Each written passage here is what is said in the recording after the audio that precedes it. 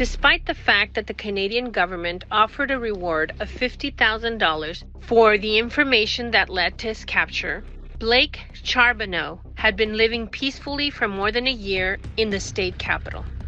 The foreigner of Canadian origin, according to the BOLO program, was number 15 of the most wanted men since 2022 in Quebec City. However, Blake, as he was known, came to hide in the paradise of impunity. Surely he could not be recognized by the government of Mexico and, of course, Baja California Sur. Around 30,706 foreigners live permanently or temporarily in the state, according to the 2022 census of the National Institute of Migration. The sexual predator was one of the 3,666 Canadians currently living in the state.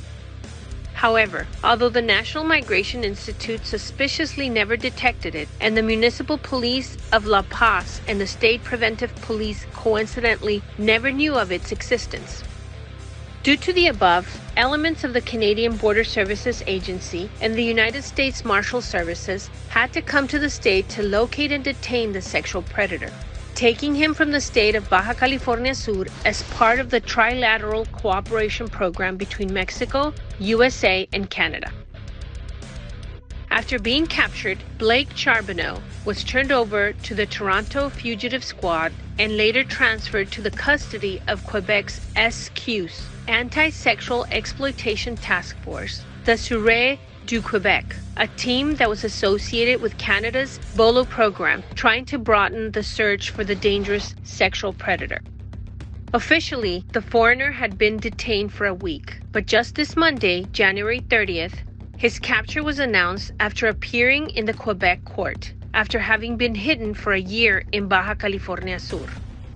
Previously, that is, a day before, the detainee would have appeared in Montreal, Canada.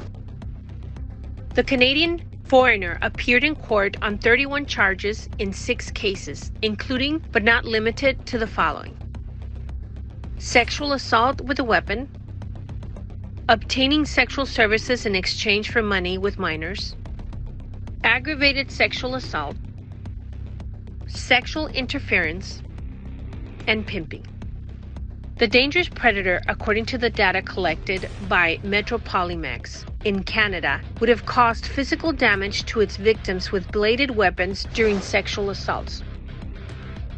The attacks would have occurred from June 2011 to December 2021 in some parts of the province of Quebec, such as Saguenay and Terrebonne.